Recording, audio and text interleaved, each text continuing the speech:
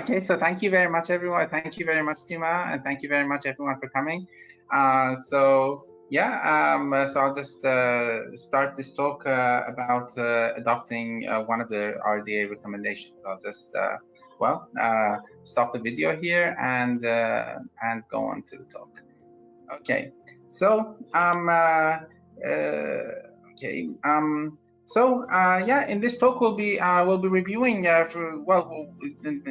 adoption of one of the recommendations of RDA, the publishing data workflows, the outputs of the publishing data workflows working group, which was in combination with the World Data System and RDA.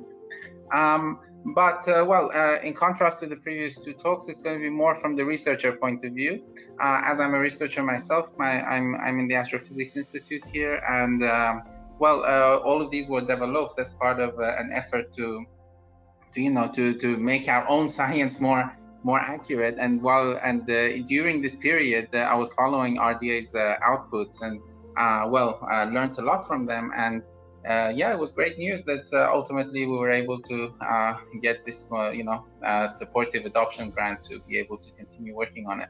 So just as a fast summary, the relevant outputs of the publishing data workflows outputs are the challenges that they mention are as you see, bi-directional linking, how to link data and publications, how to manage the software, because every project needs a whole group of high-level software, and managing them for the repositories to be able to make them more fair is a big challenge. And the matrix and the incentives to researchers to convince researchers to do this. And in the end, they make a really nice conclusion that we would like to see a workflow that results in scholarly objects being connected to enable reproducible research, and this includes linkages between documentation, code, data, journal articles in an integrated environment. So this is effectively what we've been doing, a summary of what we've been doing, so let me go immediately to some more details. So this is the general outline. When a researcher wants to do their research, this is what they think, right? I have my software, I have my data, and then I build my software or download them, and I run the software on the data, and I have my paper, and everyone goes celebrating. There are so many questions that come up in this path. What was the version of the software? How was the software configured? What database did the data come from? What version of the data release were they related to? Are the integrity of the data checked? Regarding running of software on data, how were they run, the details of how they were run and everything. And finally, the paper, as mentioned in the RDA outputs, there's many questions that need to be answered, and be able to link the paper with the analysis, with the software, with the data. So but answering all of these will make every paper like 50 pages. Right? So it's not really effectively possible for a researcher to be able to properly answer all of these and have a sufficiently lengthy paper. But without it, as a scientist, when I read a paper that doesn't answer these low-level questions, I can't really trust the result, right? As an astrophysicist, like someone publishes a paper saying galaxies evolve like this, but when I don't know the version of the software and so on, how can I trust that? So not trust. How can I trust the result? I know they've done a good job, but I can't repeat it myself. So the founding criteria for the solution that we're proposing here, it's been developed over almost 5 years now, mostly as the internal research side, parallel side research for us. But then in the last year, with the RDA support, it actually grew a lot. So the basic idea is that science is defined by its method, not its result. And we have the scientific method that actually defines science for us. We don't have a scientific result, we have a scientific method. So to be able to implement all of these, we set up a set of principles. So like one is that a system that answers these problems should not have any dependencies. It shouldn't require administrator privileges. It should be modular. and it should be all in plain text. So like these special formats, that binary formats that require special workflow formats, that require a special software to open, that is a big incompleteness, because that software will get depreciated in a few years, especially if it's not free software. It's going to be depreciated, and the workflow and everything that's been done with it is going to go away with it. And it should be really simple to implement, because so scientists that develop all of these data, they haven't, as much as we'd like, they haven't had a very high level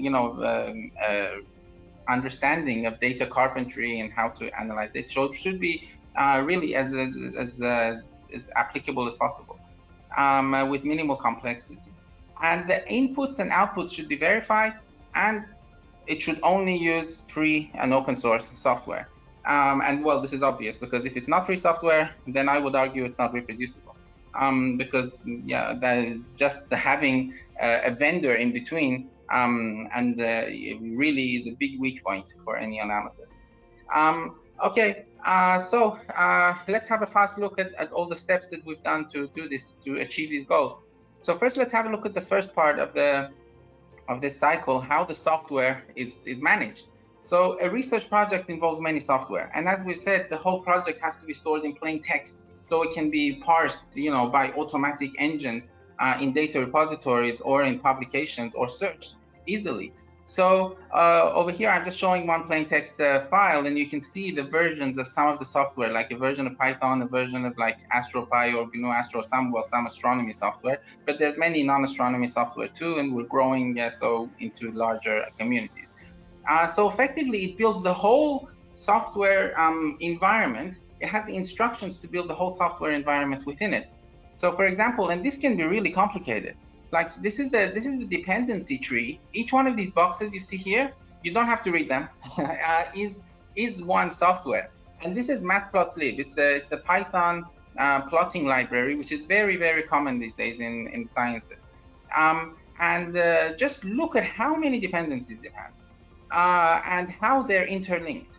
Managing this is like, a repository's nightmare. And well, there are package managers for it, but just imagine if one of these boxes, changes its version, something in your plot is going to change. So it's really hard to keep track of all of these things. That's why we build everything from scratch in this system, which we call Maneage, managing data lineage, and Maneage, let's say. So it builds everything that from the core C compiler and up. It builds its full environment. It has all the instructions in a machine actionable way that is both, well, human readable, computer parsable, and machine actionable at the same time. And it doesn't require root permissions. So when you're going on a large server from a researcher point of view, you don't need to, spend 1 week interacting with the administrator of the computer. And for the data repository, they don't need to worry about, viruses or things, because it doesn't need root access. And the installation instructions for all the software in plain text. And another side effect is that because we control the building of all the software, this is one example paper from that uses this that uses Maneage. Looks, you see this whole paragraph here that's highlighted in green? This is the name of every and version and citation of every single software that was used in this analysis, and it's automatically created as a LaTeX macro that researchers can use in their paper. Just look, this is a full list. Now, this project used a lot of software, you can see. But it gives it automatically full list and automatically cites all the necessary software. Okay, for the data, well, this is a big issue because I'm a software, I'm a scientist that does software development myself, and without software citation, projects can't, software projects, research software projects can't go really as well.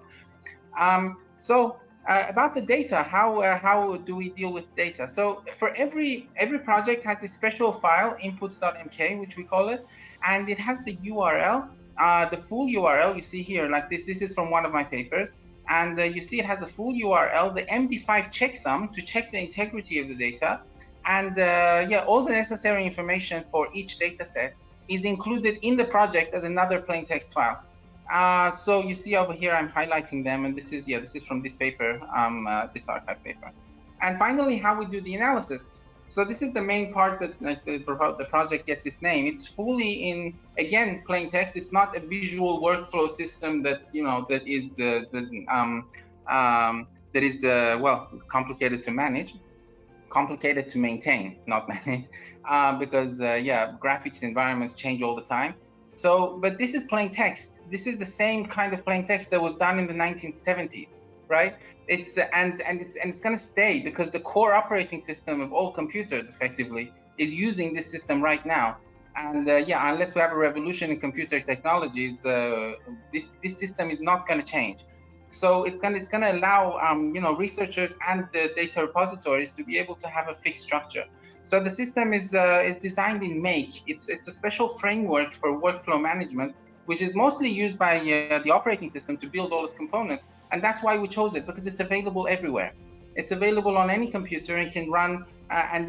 Because it's actually used to build software environments, researchers at least have already heard of it. And it's been developed for 40 years.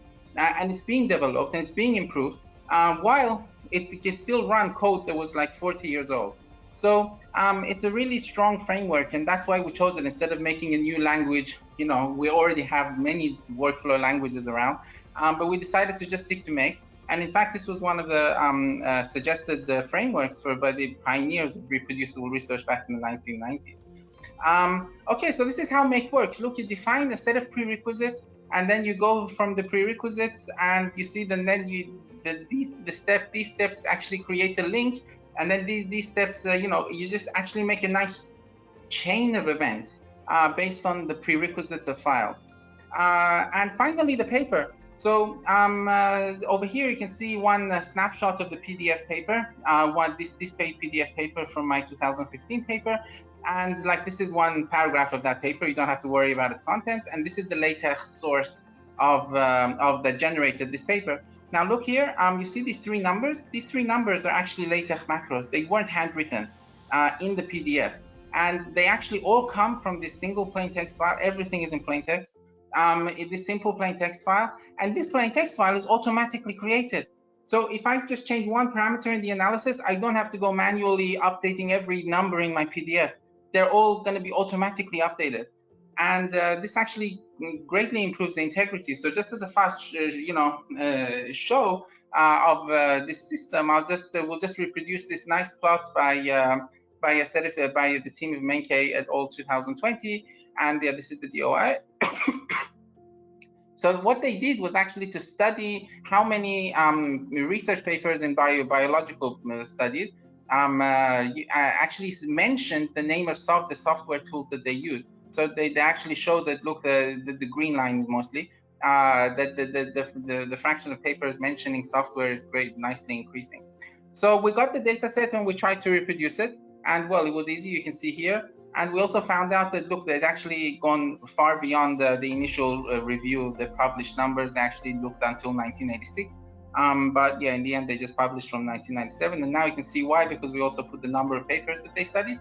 Okay, so let's have a look at how this is done in Maneage. So it's done with Make, this Make system. Now I'm going to show it visually here.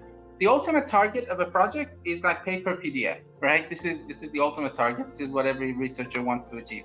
So then this has two dependencies, paper.tech, this is the LaTeX sources. And then these actually come from this project.tech, which is the list of all of those macros that come from the analysis. Because the reproducibility is not just about the plots, it's also about these numbers that go into the text. And then they get automatically verified with checksums. And okay, so then over here, like, this gives a version to the data set. And like over here, this is the data that went into the plot. So this is the data, and then we had to actually get it from the converted format of the release data set by Menke. And over here, like, you can see the inputs.conf has the URL and the checksum of the inputs that are checked. And then, like, over here, we want to report the URL in the paper. And over here, like, we want to report how many, like, journals they studied and so on. So you see, this is the full data lineage, how we got to paper PDF from inputs.conf, right? And like, this is the one other parameter that we had to give. And you can easily scale this up to actually extend everywhere. And now you see, so we're actually able to give a full answer to each one of these important points without necessarily extending the paper, because all of these things get published with the paper. And because they're in plain text, we can actually do version control. So for example, this is how Manage actually works. It's actually a full branch, it's a Git branch, and it actually keeps a snapshot of the history as the project goes. So you see the project actually, you actually create a branch to start your project, then you develop your project, and then you can always merge in to improve the low-level infrastructure. But the great thing is that when you publish your paper, this git commit hash actually gets printed automatically onto your paper. And you can actually nicely develop your paper as like, for example, it's undergoing referee reports, and later other people can also build upon it. Like, these are two papers, and this is actually, we've decided this convention of having this code at the end of the paper. And the whole thing is easily publishable. So for example, and it's just plain text. So what we do is that we upload it to archive with the paper. So for example, you can go to these archive links, and if you download, I can actually go here, and if you download these other formats, you can actually see the all of this metadata is actually uploaded to archive with the paper. And we also put it on, for example, Zenodo. For example, over here, I'm showing a Zenodo link for this individual paper, and you can see we've actually put the full Git history, all the software needed, the data sets, and everything actually get published together, and we have a full checklist that enables easily doing this. From a research or the repository point of view, it's really easy to implement. You just clone the project and you run it like these commands. And so I'll just conclude with some future prospects that it really enables easy understanding, easy education, easy testing. And when implemented on a large scale, we can even apply things like machine learning on like thousands of papers, for example, about the evolution of some kind of cell, to be able to automatically generate workflows. And of course, extract data provenance and do meta research, which is done here. Okay, so I'll just leave it on the summary slide. These slides are available in this link here, and there's a longer version also available in this bottom link. And I'll leave it on this slide in case there's any questions. Thank you very much.